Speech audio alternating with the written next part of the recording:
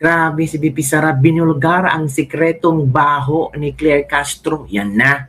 Si VP Sara, di ba noon sinabi ni VP Sara, gusto niya ng bloodbath? Sisimulan ko na. Naku, yan na ang sinasabi natin eh. 2026 is the year for VP Sara para bumangon at magsimula na ang bloodbath, mga kabibig. Bloodbath, I can give you bloodbath. Hala, ito na. Excited pa ako sa lahat ng ipapasabong ni VP Sara, mga kabibig. Lalo na itong si Claire Castro na atat na sumagot sa mga komento ni VP Sara. Oo, meron siyang sagot sa lahat, mga kabibig. Natural, na high blood. Sa Madam Claire Castro. Hinabihan lang ni VP Sara na, Claire Castro, yan ang pinaka ano pa, nagbibigay ng kahihiyan sa buong bansa. Hala, grabe yung pasabog ni VP Sara. Bakit kaya nagbibigay ng kahihiyan itong si Claire Castro sa buong bansa? Anong meron kay Claire Castro na parang hindi naman gigil si VP Sara, kundi hindi rin siyang galit. Ang emosyon ni VP Sara, parang nandidiri siya. Nandidiri siya kay Claire Castro. Mura giluod siya ni Claire Castro. Basta bisay pa ba? Pwe, luod ni mo dayo eh. Kain suka ka din.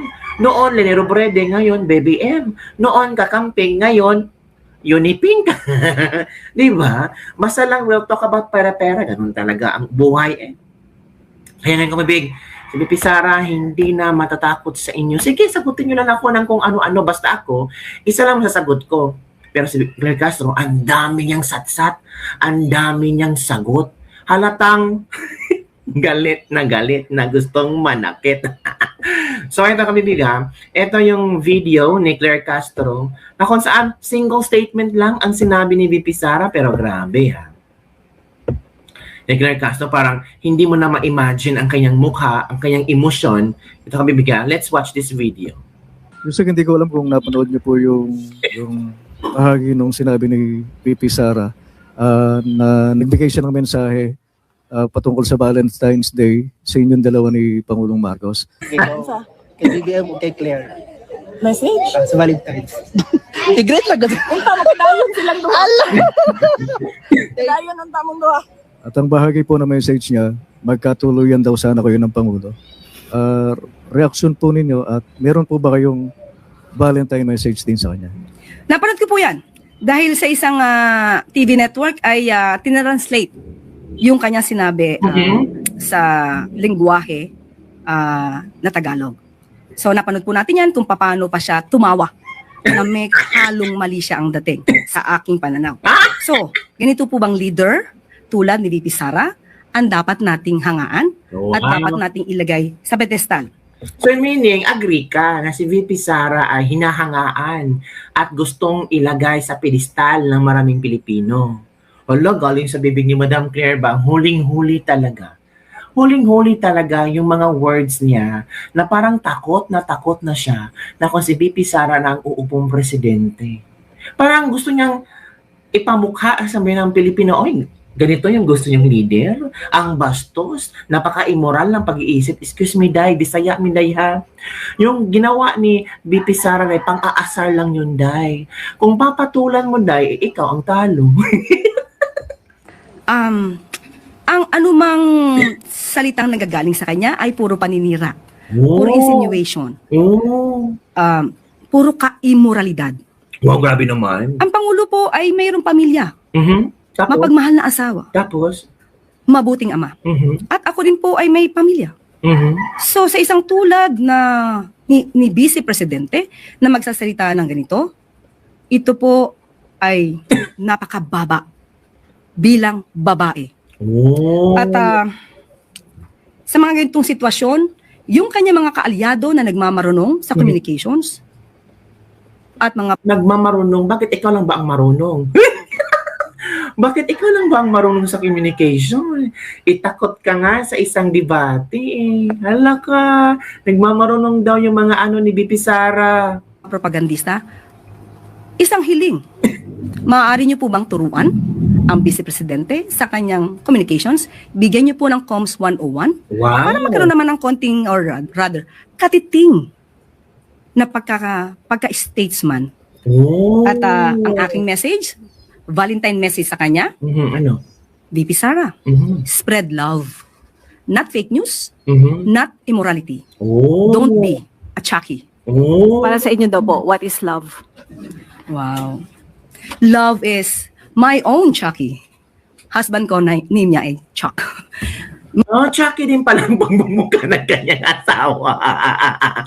Kaya pala gusto niya ang Chucky kasi Chucky din pala ang mukha ng kanyang asawa. Ito ba yung 101 communication na sinasabi niya? What is love? Hala, ito yung magaling. Ito yung nagmamaroon. Yan na. Like sa iyo, sa Claire. Nako, paano kung surprise po yan kay First Lady? I-announce na natin. Hayaan po natin na maging private ang kanilang pagse-celebrate ng Valentine's Day. May pahabol po si Gilbert Perdes, DWIZ. Tungkol sa Valentine's Day, Opo, kung saan po kayo magba-Valentines? Kasi sinagot niya, yung kay Pangulo dapat itatanong ko. susundan mo ako. Actually, sa bahay lang. Sabi ng asawa ko, although, sabi nga natin, every day should be a Valentine's Day. Walang araw-araw dyan. Every day dapat magkasama kayo. Walang araw-araw, everyday. Ano na, walang araw-araw. Everyday magkasama. Wala, walang araw-araw. So everyday magkasama. So ano yun? Anong klaseng communication yun? Grabe naman, Madam Claire. Oy. Parang ikaw yata na kailangan ng 101 dyan. Yun. Okay. Si Claire Castro, nagdadala yan ng kahihiyan sa ating bayan dahil tinawag siya na spokesperson ng Office of the President. At syempre, kapag nagsasalita ang Office of the President, nakikinig ang buong mundo, hindi lang yung mga kababayan natin. Right. At syempre, kapag ganun yung nagsasalita at ganun yung sinasabi ng nagsasalita, ay nagdadala siya ng kahihiyan sa bayan natin. Kaya dapat hindi na siya pinapakinggan at pinapansin. Agoy, hindi na siya dapat pinapansin at pinakikinggan kasi tama naman si VP Sara, di ba? Spokesperson is not only for the Filipinos, but ito din ay nagko-convey ng message sa buong mundo. And mali-mali din mga mensahe niya. Di ba kung ano yung sinasabi ni Claire Castro, i-interpret ng buong Pilipinos at buong mundo na galing yun kay BBM. So kung mali-mali ang mga sinasabi ni Claire Castro, so kahihiyan din ito ni BBM. Ang pambansang kahihiyan, asartalo. Guilty yarn, galingan mo lang para sulit. Grabe naman, kailan pa naging mapanira ang mga sabing nagkatuluyan ba sila? Nang ikaw ay nagsalita ng Chucky, but happy ka pag risbakan, galit ka, ano ba yan? O, tama. Ito yung mga komento ng ating mga netizen. Kaya, Claire Castro, kung resbakan ka ni VP Sara, huwag kang magalit. Kasi ikaw din mahilig mang resback. Diba? Si VP Sara, isang salita lang, resbakan ka na galit ka na. Diba? Gusto mo nang manakit. Si VP Sara, wala lang. Ito hindi ko kayo uurungan, VP Sara, to stand firm against any possible impeachment trial. That's good. Oo, binababoy na kayo, niyurakan na yung pagkatao niyo, yung pangalan Duterte. Si VP Sara, babangon yan eh. Hindi ko kayo uurungan. Yun ang mayari. Kaya yung iba, takot na sa 2028. Takot. Vice President Sara Duterte's tax rating remain high because the Duterte brand of leadership has proven to be effective in reducing crime, promoting tourism, and boosting our economy. Yan ang sabi ni Representative Kiko Barzaga. O Claire Castro, anong sasabi mo dito? Nasabi naman ni Claire Castro na si Duterte ang one of the most corrupt daw. Grabe. Di ba yung amo mo ay anak sa pinakakurakot sa Pilipinas at nasulat pa nga yan sa Guinness Book of Record eh. Yun talaga ang totoong pinakakurakot kasi nasulat sa Guinness Book of Record. So, yun si Bongbong Marcos, anak sa pinakakurakot na leader. Hindi lang sa buong mundo. Diba? Tapos, question pa nila yung net satisfaction rating ni VP Sara. 54 kay VP Sara kumpara kay BBM na -3. So, ang sabi ni Claire Castro, ang totohanan, ang Pangulo ang siya nagtatrabaho at ilan ay nagbabakasyon lamang. Si VP Sara daw, nagbabakasyon lang. Pero si BBM, bakit -3? Kung saan nagtatrabaho naman si BBM? Yun ang paniniwala mo. Pero ang maniniwala ng mga respondents, hindi natatrabaho si BBM. Kasi kung natatrabaho si BBM, hindi sana mahirap yung mga respondents. Kahit hindi ang mga respondents, kahit buong Pilipinas, ang buong Pilipino, hindi sana mahirap at hindi sana ganito ang nangyayari sa Pilipinas yung maraming flood control project anomalies. Kung wala yan, baka posibleng tataas pa ang trust rating ni BBM. Or kung mapakulong ni BBM yung totoong buwaya sa flood control project, there's a possibility aangat talaga itong net satisfaction rating ni BBM. Pero hindi eh. Pilit pinipigilan eh. Pag papunta na sa Malacanang ang issue sa flood control, cut, pigil. Ang mga tao nakaka-understand. Ang mga tao ay alam na ang script ninyo. Kaya yun, negative 3 si BBM. Good afternoon, Yusek. Ma'am, the social... Ito ang sagot. Good afternoon, Yusek. Ma'am, the Social Weather Station's 2025 fourth quarter survey showed that 54% of respondents were satisfied with VP Sara's performance, while the president has only 40. A survey done... Ang sakit niya din, no? Sinampal ka, no? Sinampal si Claire Castro ng katotohanan. Palagi niyan sinisiraan naman Duterte, pero dito, makikita niya na kahit anong gawin kong paninira, mataas pa rin si Sara eh. 24 to 30 November 2025. Reaction po ng Malacanang. And naniniwala po ba kayo sa resulta gayong lagi namang wala ang Vice Presidente? Ikaw nagsabi niyan na laging wala ang Vice Presidente. So, kung ang susunod mong katanungan sa nagbumula ang rating na to, hinahanap din po namin. Dahil Kawawa naman. kahit ano po maging numero dyan, ang katotohanan na ang Pangulo ang siya nagtatrabaho at ang ilan ay nagbabakasyon lamang, ay hindi po maaaring pasinungalingan ni naman. Anong klaseng trabaho meron si BBM?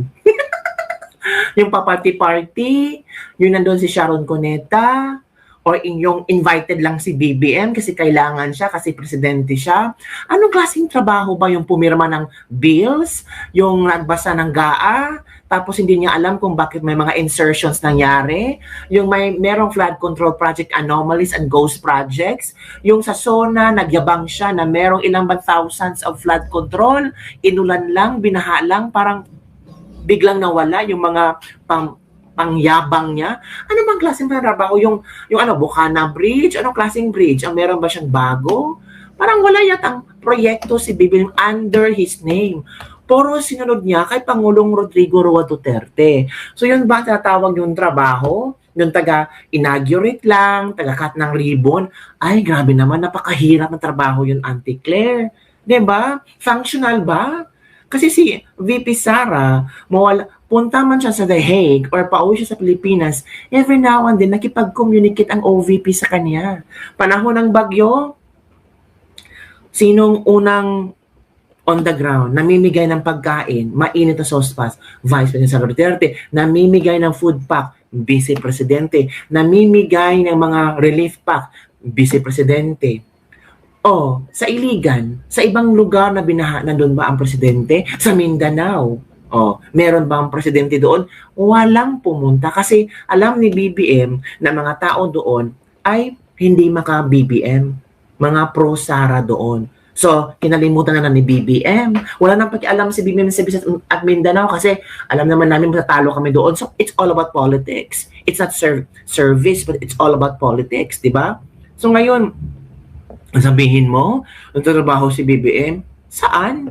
So sana po ang mga survey ratings na to ay hindi magsilbing paglilinlang sa katotohanan kung sino ba talaga ang nagtatrabaho at sino ang hindi.